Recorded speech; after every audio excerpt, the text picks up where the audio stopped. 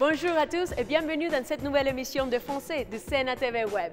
Un espace culturel et linguistique où vous allez découvrir beaucoup de choses sur la danse, la peinture et la littérature, tout en apprenant la langue française.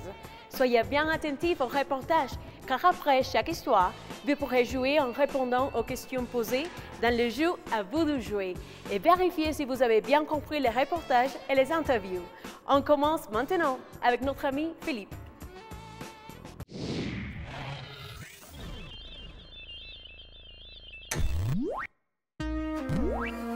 Hoy, bilingüismo francés, capítulo 4.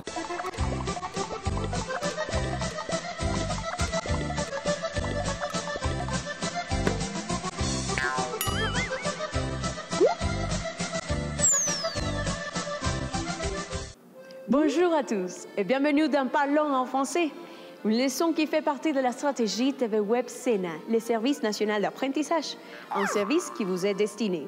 Aujourd'hui, vous allez apprendre à dire les parties du corps en français. Salut Philippe, ¿ça va? Comencemos de arriba hacia abajo. Primero la cabeza, que se dice la tête. El pelo es les cheveux. La cara es le visage. Y como se escribe con una sola S, suena como Z, le visage. La frente es le front. Las cejas, les sourcils. Los ojos, les yeux. Las orejas, les oreilles. La nariz se dice le nez. La boca es la bouche, los dientes, les dents. El bigote que utilizan muchos franceses se dice la moustache. El mentón se dice le menton, con el acento nasal en la O, le menton.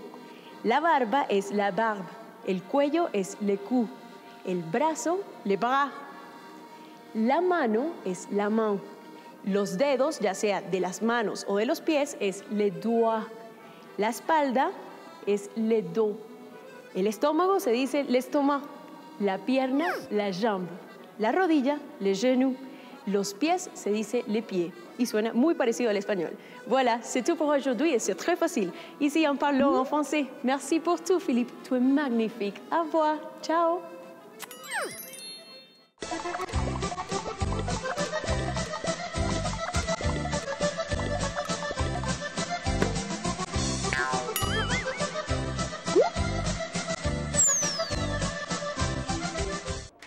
Aujourd'hui, je vais vous présenter une artiste plasticienne conceptuelle. Elle développe et exprime son art à la fois dans la peinture et le dessin, mais aussi dans la photographie et la vidéo. Ana Patricia Palacios est née à Medellín en 1961. Elle vit entre Paris et New York et ces jours-ci, elle expose à Bogota 55 œuvres sur lesquelles elle a travaillé pendant 10 ans. Une partie de son art est actuellement visible dans la salle de l'Alliance française de Chico à Bogota. Le thème de son exposition nous explique clairement ce que nous allons voir et découvrir en entrant, l'ambivalence et la mélancolie. Ana Patricia, merci d'être là avec nous et bienvenue sur Scène TV Web en français.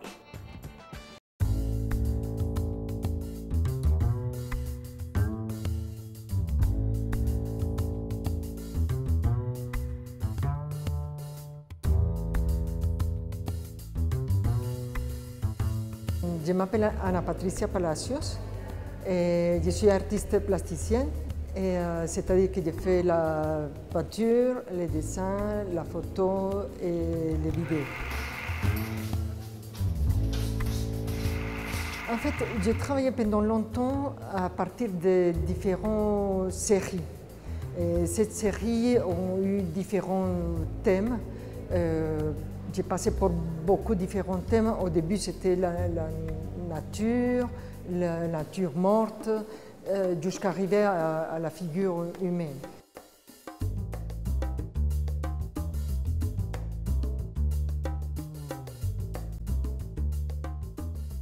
En fait, on peut communiquer tout avec l'art. Mais en fait, il n'y a pas seulement tous les moyens par lesquels on peut communiquer, mais c'est aussi chaque artiste a son moyen de communiquer.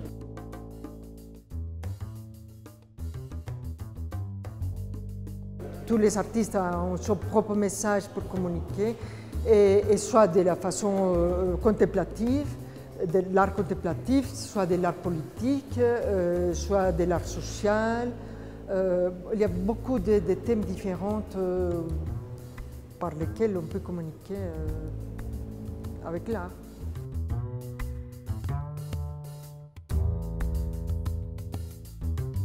Pour la peinture, j'utilise différents pigments, différentes techniques mixtes, c'est-à-dire j'utilise des pigments, des liants acryliques pour mélanger les pigments.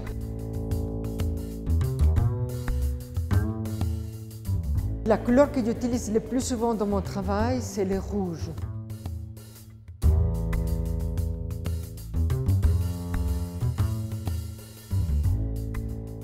En fait, le rouge est une couleur très symbolique. Mais dès le début de mes séries, j'utilisais beaucoup le rouge parce qu'en fait, ça symbolise le son. Et dans mon travail, c'était la consanguinité. En fait, le fait de travailler la dualité, les gémellités. La différence entre l'art français et l'art colombien, il n'y a pas vraiment une différence. Il y a des très bons artistes français et des très bons artistes colombiens. En plus, maintenant, le monde est complètement globalisé. Les gens ont plus ou moins les mêmes inquiétudes, plus ou moins les mêmes problèmes, surtout à niveau personnel. Tout ce qui soit psychologique, tous les êtres humains sont confrontés à plus ou moins les mêmes situations. Et il n'y a pas beaucoup de différences, je trouve. C'est simplement les artistes s'expriment et c'est tout. Non, il y a des bons artistes français, des très bons artistes colombiens aussi.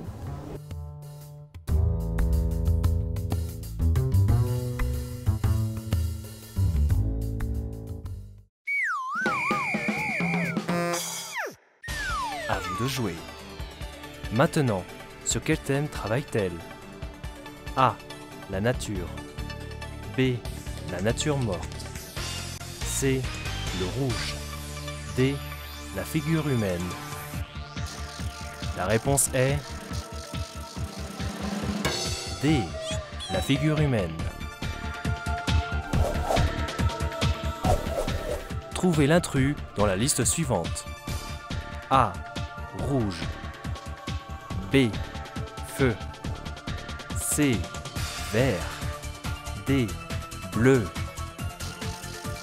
La réponse est B. Feu.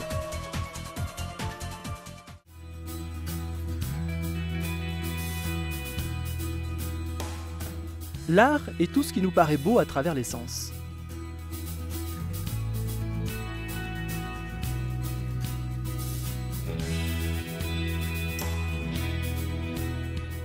C'est une expression humaine qui interagit avec tout son environnement.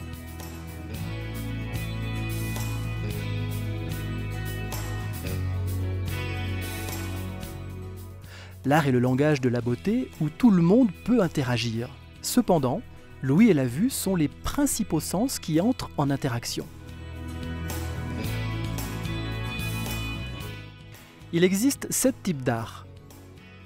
L'architecture, la musique, la peinture, la littérature, la danse, la sculpture et le cinéma. L'architecture et l'art est la technique de la planification et de la conception des bâtiments et autres structures et espaces qui composent l'environnement humain.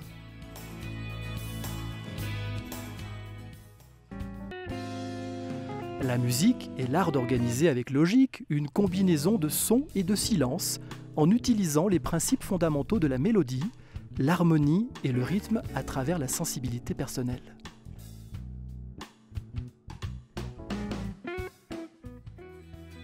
La peinture est l'art de la représentation graphique qui utilise des pigments de couleurs, de textures, de formes et de figures pour représenter une image ou un sentiment à travers le papier, la toile, le bois et actuellement sur presque n'importe quelle superficie.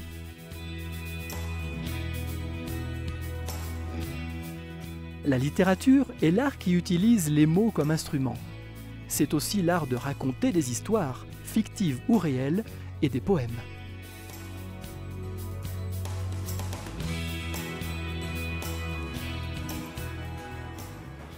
La danse est l'art dans lequel on utilise le mouvement du corps, accompagné d'une musique en général comme une forme d'expression, d'interaction sociale. La danse est aussi une forme de communication. La danse est un langage non verbal.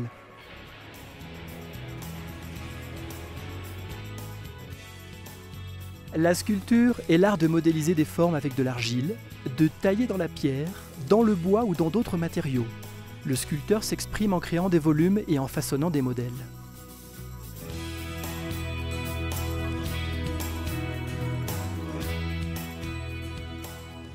Le cinéma est la technique de projeter des photogrammes de manière rapide et successive pour créer une impression de mouvement.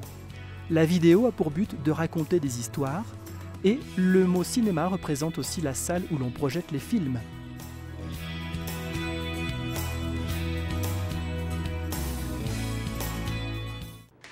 Restez avec nous, on se retrouve après la pause pour parler danse, littérature et de la langue française. Vous êtes sur Sina TV Web. À tout de suite. Saviez-vous que l'art moderne naît à la fin du 19e et au début du 20e siècle? Il voit apparaître en peinture les figures de Picasso, Matisse, Miro et Max Ernst et de nombreux événements comme le surréalisme, l'Oulipo et la Nouvelle Vague. En France, avec la modernité, les peintres se détachent peu à peu du système des salons et de l'emprise des bourgeoisies. Les grands collectionneurs contemporains, les galeries et les critiques jouent alors un rôle de plus en plus important. Aujourd'hui, nous avons invité une danseuse. Sandra Puerto fait de la danse contemporaine et de la danse orientale depuis de nombreuses années. Selon elle, danser n'est pas seulement se déplacer dans l'espace en bougeant son corps, mais c'est aussi un contact et une communication directe entre le corps et l'esprit. Elle nous expliquera, pas à pas, toutes les étapes qui caractérisent les secrets de sa danse. Je vous invite à découvrir maintenant la magie de cette danse ici, sur Sina TV Web en français. Bienvenue Sandra Puerto.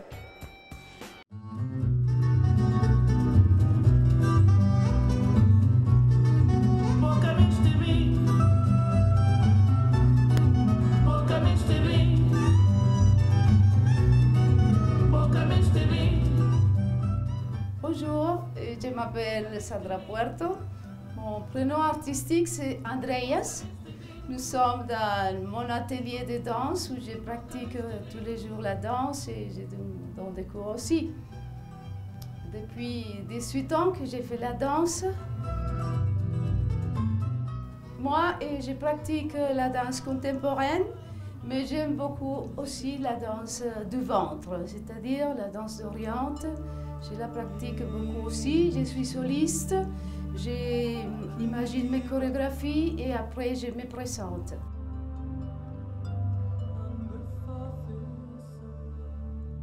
Je vais vous parler de la danse. La danse, c'est un art. La danse, c'est une passion, c'est un élément très important. La danse a son langage propre et la danse, c'est l'expression de l'être humain à travers le corps.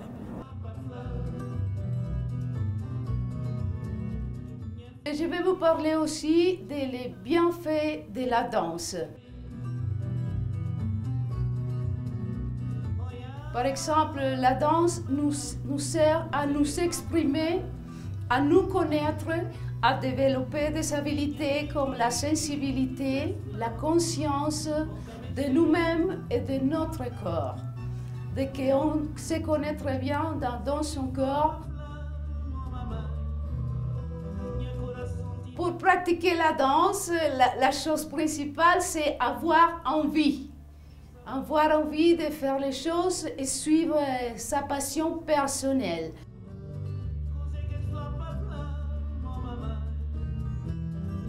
Il y a 6 éléments dans la danse. Le premier élément de la danse, c'est la posture. Pour danser, il faut avoir une bonne posture. Ça s'appelle aussi le centrage.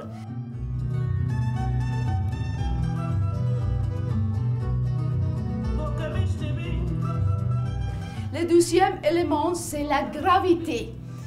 Et c'est la force qui nous attire de la terre avec notre corps. C'est la gravité. Le troisième élément, c'est l'équilibre. En restant en équilibre avec notre corps, notre esprit commence à l'être aussi.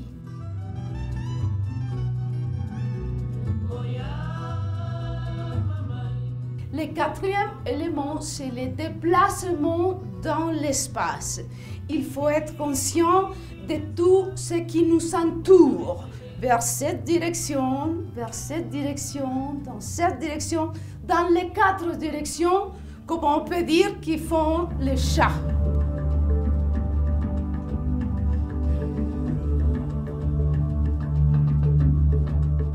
Le cinquième élément, c'est la respiration. C'est très important de la respiration pour danser. On ne se rend pas compte de comment est-ce qu'on respire parce qu'on est très concentré dans les mouvements, on oublie la respiration. La danse, il faut pratiquer tous les jours.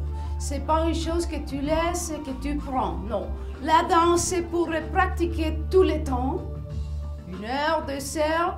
Et ça dépend aussi de la condition du corps. Non? On commence lentement si on n'est pas danseuse ou danseur et on commence à devenir plus forte dans la danse et dans la mesure qu'on prend connaissance de notre corps.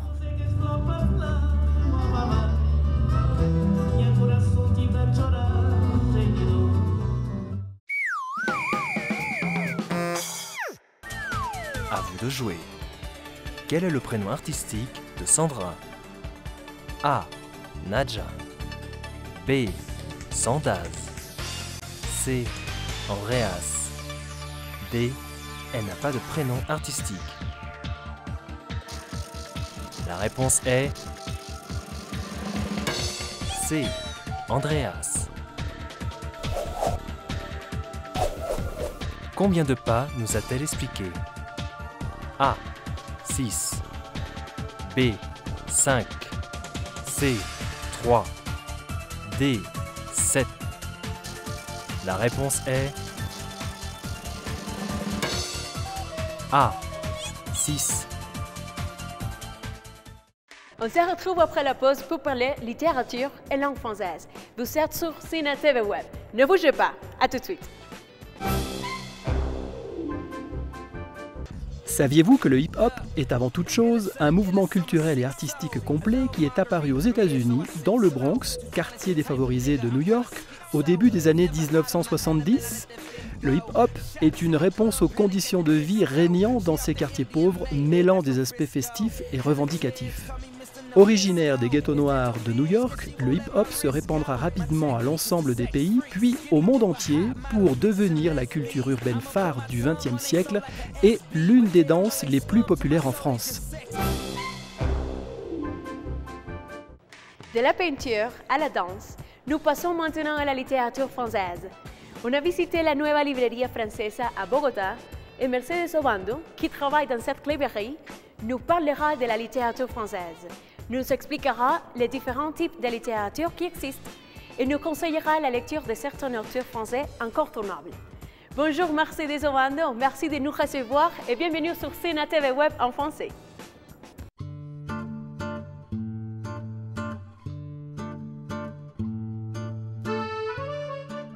Bienvenue à la Nouvelle Librairie Française. Je m'appelle Mercedes Obando et je travaille ici depuis 12 ans.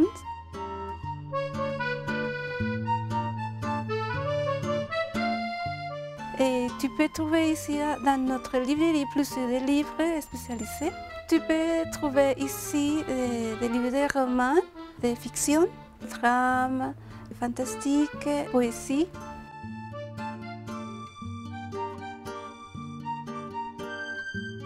Dans la littérature française, il y a des livres classiques comme Baudelaire, Balzac, Dumas, bande dessinée comme Astérix et Tintin, ou des livres d'enfants comme Barbara Papa, ou Les Petits Princes, que c'est pour les enfants et pour les adultes que les personnes aiment.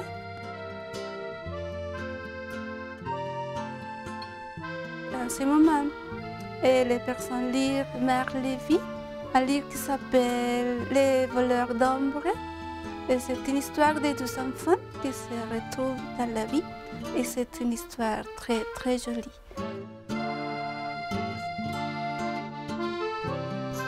Astérix et Obélix s'agit d'une guerre, on peut dire une guerre entre les Gaulois et les Romains.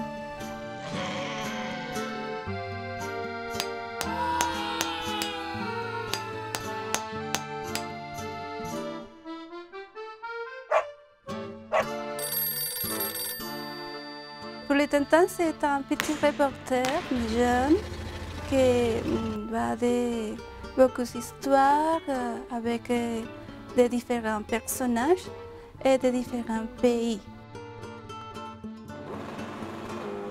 Si tu veux un livre qu'il n'y a pas ici à la librairie, on peut demander et on peut te donner ce livre. On peut faire ça. La littérature dans la vie, c'est très important parce qu'il te donne beaucoup d'opportunités de savoir beaucoup de choses, des personnages.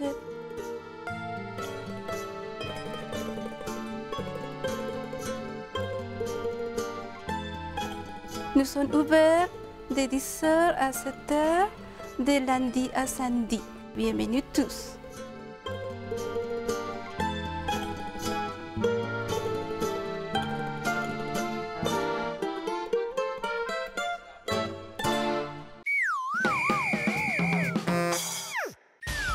À vous de jouer. Baba Papa est un auteur de livres pour enfants. Vrai ou faux? La réponse est faux. Baba Papa est un livre pour enfants. Le voleur d'ombre est un A. Bande dessinée. B. Roman. C. Conte. D. Poésie. La réponse est B. Un roman.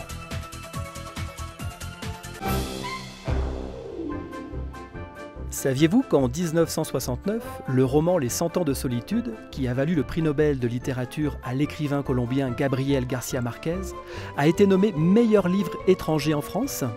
Saviez-vous que le livre Le Petit Prince, écrit par Antoine de Saint-Exupéry en 1943, est l'ouvrage français qui s'est vendu à plus de 134 millions d'exemplaires dans le monde et a été traduit en 220 langues et dialectes, des langues les plus connues des 5 continents aux langues les moins répandues. Voilà, nous sommes arrivés à la fin de notre émission. Je vous donne rendez-vous très prochainement sur Sena TV Web en français pour découvrir et approfondir vos connaissances sur la langue et la culture française. Nous tenons à remercier l'ambassade de France en Colombie et l'Alliance française de Bogota pour leur soutien. Merci à tous et à bientôt. Au revoir.